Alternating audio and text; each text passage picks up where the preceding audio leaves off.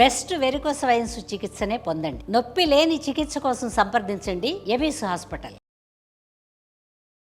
నమస్కారం, నేను మీ జాహ్నవి. మన సనాతన ధర్మం ప్రకారం మనకి ప్రతినిత్యం కూడా అనేక రకాల సందేహాలు వస్తూ ఉంటాయి కదా. మరి వాటన్నిటినీ సరైన విషయ పరిజ్ఞానం ఉన్న వ్యక్తులు మనకి నివృత్తి చేస్తూ ఉంటే అందులో ఉండే ఆనందము, అది తెలుసుకుంటూ దాన్ని ఆచరిస్తూ ఉంటే అది అనుభవించే ఆ ఆనందం వేరే కదా. మరి దీనికి సంబంధించి పూర్తిగా సైంటిఫిక్గా అటు శాస్త్రోక్తంగా ఏ విధంగా అయినా సరే మనకి డీటెయిల్గా ఎక్స్ప్లెయిన్ చేయడం కోసం మనతో ఉన్నారు ప్రముఖ ఆధ్యాత్మికవేత్త, జ్యోతిష్య వాస్తు పండితులు మన ప్రదీప్ జోషి గురువు గారు. నమస్కారం గురువు గారు. శ్రీమాత్రి. గురువు గారు, శివరాత్రి అన్నాం కదా, మరి ఆ శివరాత్రి రోజు ఆ రాత్రిని ఏ విధంగా మనం చేసుకుంటే చాలా మంచి జరుగుతుందంటారు? శ్రీ గురుభ్యో నమః. శ్రీమాత్రే నమః. మనకి సంవత్సరం మొత్తంలో పండుగలన్నీ ఉంటాయి, కానీ ఏ పండుగను కూడా రాత్రి అని పిలువం మనం. ఒక్క శివరాత్రిని మాత్రమే రాత్రి అని పిలుస్తాం. రాత్రి అని ఎందుకు పిలవడము అంటే, రాత్రి అనేటువంటిది నిషా అని అంటారు. మన యొక్క సనాతన ధర్మంలో దేంట్లో అయినా సరే రాత్రికి నెగిటివ్ విలువలు ఉంటాయి. మార్నింగ్ అంతా పాజిటివ్, నైట్ అంతా నెగిటివ్ అని అంటారు. అంటే 3 గుణాలు ఉంటాయి: సత్వము, రజస్సు, తమస్సు గుణాలు ఉంటాయి. మనకి ఉదయము సత్వగుణంతో ప్రారంభమవుతుంది. అంటే ఉదయం అంటే సూర్యోదయంతో 6 గంటలు లేదంటే 4 గంటల 15 నిమిషాల నుంచి స్టార్ట్, తెల్లవారుజాము నుంచి సత్వగుణం ప్రారంభమవుతుంది. నేచర్లో 3 గుణాలు ప్రతిరోజు రొటేట్ అవుతూ ఉంటాయి అన్నమాట. సో 4 గంటల 15 నిమిషాలు అంటే దాన్ని బ్రాహ్మీ ముహూర్తం అంటారు. బ్రాహ్మీ ముహూర్తం మొదలు 9 గంటల వరకు, ఉదయం 9 గంటల వరకు సత్వగుణం. అంటే దాదాపు 3 to 9 ఈ టైం అంతా కూడా ఏంటి, సత్వగుణం. 6 గంటలు సత్వగుణం ఉంటుంది. ఆ తర్వాత మార్నింగ్ 9 o'clock నుంచి ఈవినింగ్ 9 o'clock వరకు రజోగుణం ఉంటుంది. రజోగుణం అంటే లైఫ్స్ యాక్టివిటీస్. సత్వగుణం అంటే ఏంటంటే పర్సనల్ యాక్టివిటీస్, అంటే వ్యక్తిగతం, ఓన్లీ ఆత్మోద్ధారం గురించే సాత్వికం అంటే కేవలం నీ గురించి మాత్రమే, నీ భార్య పిల్లలు ఎవ్వరు కాదు, కేవలం నీ గురించి మాత్రమే నువ్వు కష్టపడాల్సింది ఈ 6 గంటలు. ఇది 3 గంటల నుంచి 9 గంటల వరకు. ఇందులోపల ఒక 48 నిమిషాలు నీ గురించి నువ్వు ధ్యానం కేటాయించుకుంటే చాలు, నీ జీవితం జన్మోద్ధారమే. తర్వాత 9 గంటల నుంచి రాత్రి 9 గంటల వరకు రజోగుణం. రజోగుణం అంటే ఏంటి, డైలీ యాక్టివిటీస్. అంటే ఈ ఒక రజోగుణంలో ఏంటంటే నువ్వు అప్పుడే మంచోడుగా ఉంటావు, అప్పుడే చెడ్డోడిగా ఉంటావు, అన్నీ ఉంటాయన్నమాట ఇంకా రజోగుణంలో. ఎందుకోసమంటే ఇప్పుడు ఉదాహరణకి నేనే ఉన్నాను, మనం కూర్చున్నాము, ఇక్కడ మనం బయటికి వెళ్తా ఉన్నాం, నీ శత్రువే వచ్చాడు, నీ దగ్గరికి వచ్చి పలకరించాడు, నువ్వు ఎలా మాట్లాడతావు? కోపంగా మాట్లాడతావు, రజోగుణం వచ్చేస్తుంది. నీ మిత్రుడు వచ్చాడు, నీ దగ్గర డబ్బులు ఉన్నాయి, నిన్ను అడిగాడు, వాడు ఆల్రెడీ నీ ఫ్రెండ్కి ఒక్కడికి దోకా చేశాడు, నీ ఫ్రెండ్ వచ్చి డబ్బులు అడిగాడు, అప్పుడు నువ్వు అబద్ధం ఆడాల్సి వస్తుంది కదా. అంతే. చూద్దాంలే, డబ్బులు ఇప్పుడే కావాలా, చూద్దాం, ఆలోచిస్తాను, కొంచెం నాకు కూడా టైట్గా ఉంది, లేదని చెప్పరు, టైట్ ఉంది చూద్దాంలే అని మనం అబద్ధం చెప్పాల్సిన పరిస్థితి అయితే ఏర్పడుతుంది. సో ఇది కూడా ఒక విధంగా రజోగుణంలోనే అవుతుంది. అంటే మన యొక్క డిఫరెంట్ క్యారెక్టర్స్ మన లోపల వస్తూ ఉంటాయి. అందుకోసం అంటే మనం జీవితంలో నీ యొక్క కూతురితో నీ వ్యవహరించే తీరు వేరే ఉంటుంది, నీ కొడుకుతో వ్యవహరించే తీరు వేరే ఉంటుంది, భర్తతో వ్యవహరించే తీరు, తర్వాత అన్నదమ్ములతోటి వ్యవహరించే వీరు, అత్తగారితోటి, నాన్నతోటి, అమ్మతోటి, ఒక్కొక్క వ్యక్తితోటి మన లోపల ఉన్న ఒక్కొక్క వ్యక్తిత్వము యాక్టివేట్ అయ్యి వాళ్ళతోటి ఒక రకంగా పలకరింపులు ఉంటాయి. అవునా కాదు? ఎన్నో క్యారెక్టర్స్ మన లోపల ఉంటాయి. ఇవన్నీ ఏంటంటే రజోగుణానికి సంబంధించినవి. ఇక తమో గుణం అంటారా, 9 గంటల నుంచి మళ్ళీ 3 గంటల వరకు పడుకున్నంతసేపు, మళ్ళీ ఈ 6 గంటల సేపు తమో గుణం ఉంటుంది, అంటే నిద్రపోవడం. సో ఈ నిద్రలో మనం చేసేవి ఇంకా యాక్టివిటీస్ ఏమున్నా ఇవన్నీ కూడా తమస్సుకు సంబంధించినవి. సో ఇప్పుడు చూస్తే మరి సాయంత్రం 6 గంటల నుంచి ఉదయం 6 గంటల వరకు రజోగుణము, సత్వగుణము, తమో గుణము ఈ 3 కలిపి వస్తున్నాయి. 6 గంటల నుంచి 6 గంటల వరకు రాత్రి కదా. దీన్ని ఏమంటారు అంటే మహాశివరాత్రి అంటారు. సో ఈ రాత్రి ఏం చెయ్యాలి మరి? తమస్సు, రాత్రి దేనికి సంకేతం అని చెప్పాను? తమస్సుకు సంకేతం, అజ్ఞానానికి సంకేతం. కాబట్టి ఈ శివరాత్రి రోజు ఈ రాత్రంతా కూడా ఏం చేయాలంటే జాగరణ చేయాలి. జాగరణ చేసి, జాగరణ అంటే ఏంటి, మెలకువతోటి ఉండడము. మెలకువతోటి ఉండడం అంటే టీవీలు ఆన్ చేసుకొని సినిమాలు చూడడం కాదు. మెళకువతో ఉండడము అంటే ఆ భగవంతుణ్ణి ధ్యానం చేస్తూ ఉండడము, ఆ శివుణ్ణి నామస్మరణ చేస్తూ ఉండడము, ఆ శివయ్య మహిమలు వింటూ ఉండడము అనేటువంటిదే శివరాత్రి యొక్క ముఖ్య ఉద్దేశం, జాగరణ ఉద్దేశం. ఎందుకు శివరాత్రికే జాగరణ చేయాలి? కొన్ని సైంటిఫిక్గా కూడా కొన్ని ఆలోచన మనం చెయ్యాలి. అంటే నాది ఎట్లా ఉంటుంది అని అంటే, నేను చిన్నప్పటి నుంచి కూడా దీని మీద వెనక ఏదో లాజిక్ ఉంటుంది, లాజిక్ లేకుండా ఇట్లాంటివి ఉండవు అని చెప్పి నేను పరిశోధన చేశాను. ఈ పరిశోధనలో తెలుసుకున్నది ఏమిటంటే కనుక, కాలము మారుతుంది. కాలము లోపల బయోలాజికల్ ఫంక్షన్ అనేది ఒకటి ఉంటుంది. మన శరీరంలో కూడా ఒక బయోలాజికల్ ఫంక్షన్ ఉంటుంది. సో మన శరీరంలో కూడా బయోలాజికల్ క్లాక్ ఉంటుంది. మనము రోజు కంటిన్యూగా 3 గంటలకు లేచి 10 రోజులు లేచి 11వ రోజు మీరు ఇంకా అలారం పెట్టుకోవాల్సిన అవసరం లేదు, ఆటోమేటిక్గా మెలకు అయిపోతుంది, లేచి కూర్చుంటారు కూడా. ఇంకా 3 గంటలకు మెలకు అయిపోతుంది. ఎందుకోసం అంటే మన బయోలాజికల్ క్లాక్ కాబట్టి. అట్లా యూనివర్సల్ బయోలాజికల్ క్లాక్ ఉంటుంది. ఆ యూనివర్సల్ బయోలాజికల్ క్లాక్లో దెర్ ఈజ్ సమ్ టైం, దాన్ని ఏమంటారు అంటే ఎక్స్చేంజింగ్ ద నేచర్లో ఒక విధంగా ఒకేసారి ట్రమెండస్ చేంజెస్ రావడం అన్నమాట. అంటే ఇప్పటి వరకు మనకి చలి పెడతా ఉంటుంది, ఒక్కసారి చలి మొత్తం బంద్ అయిపోతుంది, ఇకపై ఎండలు ప్రారంభమవుతాయి. సూర్యుని యొక్క ఎండ తీవ్రత ప్రారంభమవుతుంది. ప్రతి ఒక్కదానికి విరుగుడు చేసుకుంటూ వస్తుంది నేచర్. ఎండ విపరీతంగా వస్తుంది, ఎండపోయి ఎండకి మనకి కావాల్సింది ఏంది? తాపము చల్లారాలి కాబట్టి ఏంటి? మనకి వర్షం పడుతుంది. వర్షంతో భూతాపం చల్లారుతుంది. వర్షం పడిన తర్వాత ఏం కావాలి అని అంటే కొంచెం నేచర్ బ్యాలెన్స్ స్టేట్కి రావాలి. శరదృతువు వస్తుంది. శరదృతువు వచ్చిన తర్వాత ఏం జరుగుతుంది? మళ్ళీ విపరీతమైన చలి ప్రారంభమవుతుంది. చలి అయిపోయిన తర్వాత మళ్ళీ ఎండాకాలం ప్రారంభమవుతుంది. ఇది సృష్టి ధర్మం.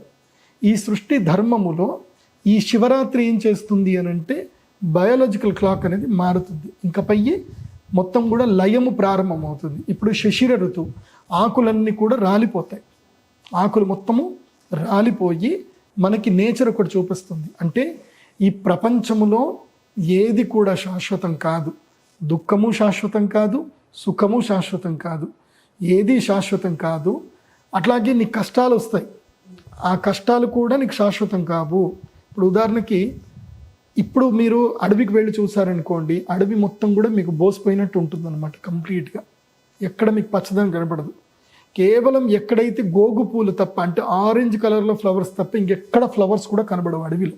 ఇప్పుడు శ్రీశైలం పోతా ఉంటే అడవి మొత్తం ఎండిపోయి కనిపిస్తూ ఉంది, ఆకులు మొత్తం రాలిపోతూ ఉంటాయి.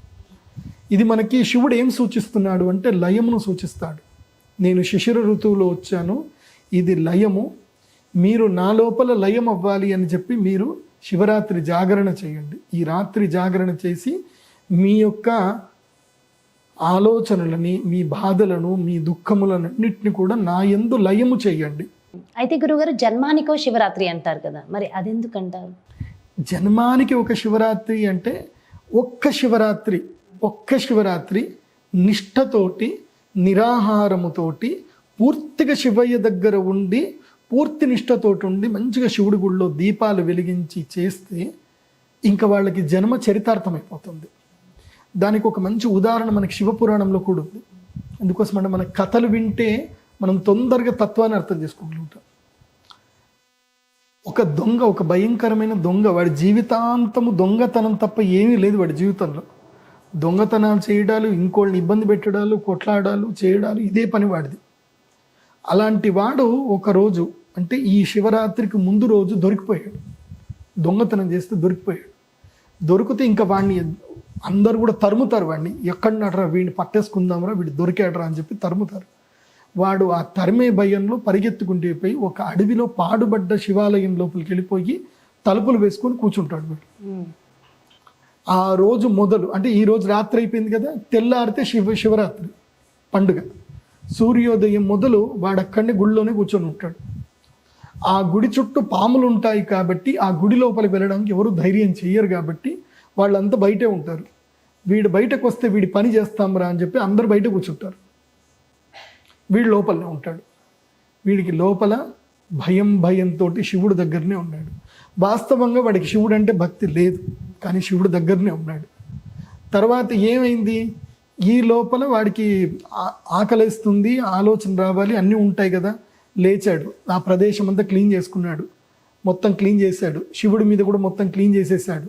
అంత జిల్ల పురుగులు అవి ఇవి అన్నీ ఉన్నాయి కాబట్టి పురుగులు అన్నీ కూడా క్లీన్ చేయాలి కాబట్టి మొత్తం ఆ శివుడు అని అనుకోలేదు. ఇంకా నేను నా ప్లేస్ని క్లీన్ చేసుకోవాలి అని గర్భగుడిని మొత్తం క్లీన్ చేసేసాడు. క్లీన్ చేసుకొని నీళ్లు పోసేసాడు. శివుడిని కూడా కడిగేశాడు. కడిగేసి అక్కడనే కూర్చున్నాడు. శివుడి పక్కనే కూర్చున్నాడు, గర్భాలయంలోనే కూర్చున్నాడు. శివుడికి దండం పెట్టుకుంటున్నాడు. ఒక్కటి మాత్రం, నా ప్రాణాలు కాపాడు స్వామి అని దండం పెట్టుకుంటున్నాడు శివుడికి.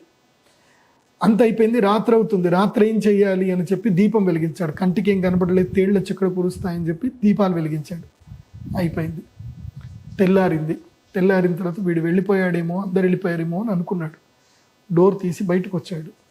దొరికినవాడు దొరికినట్టు కొట్టారు, నెత్తి మీద కొట్టేసి చచ్చిపోయాడు. చనిపోయిన తర్వాత వాడి యొక్క శరీరాన్ని, ఆత్మను శివదూతలు వచ్చి తీసుకొని కైలాసం తీసుకెళ్ళిపోయారు. యమదూతలు కూడా వచ్చారు అదే టైం. వీడు మహా దుర్మార్గుడు, ఎంతోమందిని చంపాడు, ఎంతోమందిని ఇబ్బంది పెట్టాడు, ఎన్నో దొంగతనాలు చేశాడు, వీడిని మాత్రం వదిలేదే లేదు, వీడిని మీకు ఇవ్వము అని అంటారు. శివదూతలు ఏమంటారంటే, వీడు నిన్న శివరాత్రి శివుడి దగ్గరనే ఉన్నాడు, మొత్తం కూడా శివుడు జాగరణ చేశాడు, రాత్రంతా మెలకు ఉన్నాడు, శివుడికి దీపాలు వెలిగించాడు, శివుడి మీద నీళ్లు పోసాడు అని చెప్పేసానంటే యమదూతలు అంటారు. వాడు ఇంటెన్సివ్లీ చేయలే కదా, వాడు ఏ మంత్రం చదవలేదు, వాడికి శివ నామస్మరణ కూడా రాదు, ఓం నమ శివాయని కూడా పలకలేదు వాడు. శివుడు అంటే భక్తే లేదు వాడికి మీరు ఎట్లా మోక్షం ఇస్తారు, ఎట్లా కైలాసం తీసుకెళ్తారు అని అంటే అప్పుడు శివదూతలు శివజ్ఞానం ఇస్తారనమాట.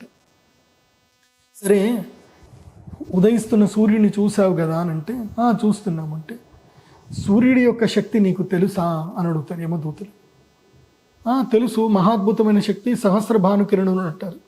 కాదు, సూర్యుడి లోపల 10,000 కిరణాలు ఉన్నాయి, ఒకటి కాదు, 10,000 మయూఖమాలార్చిత సవిత అని అంటారు.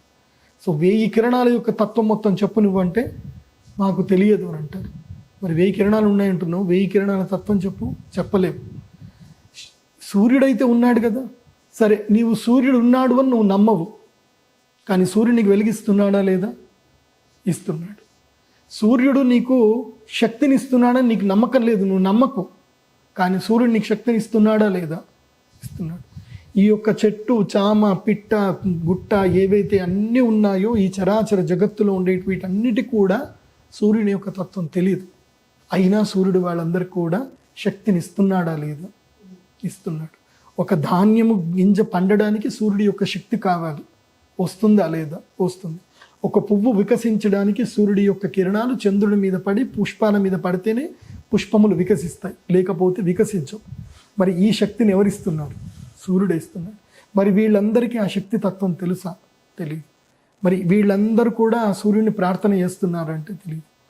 ఆ సూర్యనారాయణుడే అట్లా ఉంటే ఆ 1,000,000,000 సూర్యభాన తేజుడు అంటే 100 కోట్ల సూర్యుడి యొక్క తేజస్సుతో సమానమైనటువంటి కాంతి కలిగినటువంటి ముక్కంటి గురించి నువ్వు ఎంత తెలుసుకుంటావు నీ జీవితంలో? సాక్షాత్తు అర్ధాంగి అయిన పార్వతీదేవికే శివుడి గురించి తెలియదు. కాబట్టి శివుడికి మూఢభక్తి అయినా ఇష్టం. శివరాత్రి రోజు శివుని యొక్క సాన్నిధ్యంలో ఉండి శివనామస్మరణ చేసినా చెయ్యకపోయినా శివుని సాన్నిధ్యంలో ఉంటే, శివుని అనునిత్యము తలుచుకుంటా ఉంటే ఆ శివుడు తప్పక అనుగ్రహిస్తాడు. ఇందాక పువ్వు పడింది, అదే మనకి సంకేతం. ఎస్, నేనున్నాను చెప్తున్నాను, మీతో కూడా నేనున్నాను అని ఆయన చెప్తున్నట్టు అనిపిస్తుంది. నేను అదే చూసాను గురు. కాబట్టి శివరాత్రి ఎలాంటి సంకోచము లేకుండా, నేను భగవంతుణ్ణి మీరు ఏ దృష్టిలో చూడమని చెప్తాను తెలుసా? ఒక మంచి మిత్రుడిలాగా చూడండి. ఒక మంచి మిత్రుడు జీవితంలో ఎట్లాగైతే కనుక నీకు ఆపత్కాలంలో సహాయం చేస్తాడో, ఒక మంచి మిత్రుడు నీకు తప్పు చేస్తుంటే ఆ మంచి మిత్రుడు ఏం చేస్తాడు అంటే నీకు సలహాలు ఇస్తాడు. నీకు అప్పుడప్పుడు తిడతాడు కూడా ఒక మంచి మిత్రుడు. సన్మిత్ర లక్షణం అంటారు. అలాంటి మంచి మిత్రుడు శివుడు. శివుణ్ణి మిత్రుడిగా భావించండి, శత్రువుగా భావించకండి. ఎంతోమంది ఎన్నో అంటూ ఉంటారు, శివలింగం ఇంట్లో పెట్టుకోకూడదు, ఇలా వెళ్ళాలి, అలా చెయ్యాలి. నాకైతే మూఢభక్తే ఇష్టం. ఎందుకోసం అంటే మూఢభక్తికే భగవంతుడు ఇష్టపడతాడు. భోలాశంకరుడు. మనము అన్నీ తెలుసుకుంటే మన లోపల ఏంటంటే ఒక కుత్సిత స్వభావం వచ్చేస్తుంది. ఏం లేదయ్యా, అంతా శివుడే, నీవు నాలోన శివుడు కలడు, నీలోన శివుడు గలడు. తనికెళ్ళ భరణి గారు ఎంత చక్కగా పాడారు. ఆయన అంతే. శివతత్వం ఏంటంటే ఒక ప్రేమ, ఒక ఆప్యాయత, ఒక అనురాగం, ఒక తెలియని స్వభావం, ఒక చంటి పిల్లాడిలాగా మనం శివుడి దగ్గర ఉండాలి. శివుడి దగ్గర అహంకారం ప్రదర్శిస్తే మనం ఏం సరిపోం. సో శివుడి అనుగ్రహం నాకు తెలిసి ఈ వీడియో చూసిన ప్రతి ఒక్కరికి వస్తుంది. ఎందుకంటే చూసారు కదా మీరు, సో మీ అందరికీ కూడా కనిపించే ఉంటుంది శివుడి అనుగ్రహం పువ్వలా పడింది. సో డెఫినెట్గా శివుడు ఇక్కడే ఉన్నారు, మనం నమ్మిన చోటనే ఉన్నారు. ఎందుకోసమంటే మనం శివగణాలు గనక చూస్తే శివగణాలకి ఏమీ తెలియదు వాళ్ళకి, శివుడు ఒక్కడే తెలుసు వాళ్ళకి. అందరూ వెర్రి చేష్టలు ఉంటాయి. ఇప్పుడు మీరు ఎవరైనా శివ మహాపురాణం తీసి శివుడు పార్వతుల యొక్క వివాహానికి సంబంధించిన సందర్భాన్ని చూస్తే నవ్వు వస్తుంది, అదేవిధంగా కొంచెం భయం కూడా అవుతుంది. శివగణాలు ఎలా ఉంటాయి అని చూపిస్తారనమాట. ఒకళ్ళ కళ్ళు ఇక్కడ ఉంటుంది, ఇంకోటి కన్ను ఇక్కడ ఉంటుంది, ఇంకోళ్ళ చేతులు ఇక్కడ ఉంటాయి. వాళ్ళకి విచిత్రంగా ఉంటారనమాట శివగణాలు. వాళ్ళు ఒకళ్ళు ఆకాశంలో ఎగురుతూ ఉంటారు, ఒకళ్ళు ఆకాశంలో నడుస్తూ ఉంటారు, ఒకళ్ళు తమ పుర్రె తీసుకొని ఆడుకుంటూ ఉంటారు పుర్రెలతోటి. అలా ఉంటారు విచిత్రంగా శివగణాలు. శివగణాలు భయంకరమైన గణాలు. విష్ణు గణాలందరూ కూడా ఒక విధంగా ఉంటారు, కానీ శివగణాలు ఒక విధంగా ఉండరు. అందుకోసమే శివయ్య భక్తి అంటే మూఢ భక్తే, అంతే. శివయ్య నువ్వు ఉన్నావు స్వామి, అంతే. చాలా చాలా చాలా అంటే మనసంతా ప్రశాంతంగా అయ్యేంత చక్కగా వివరించారు గురుగారు. Thank you so much. నమస్కారం.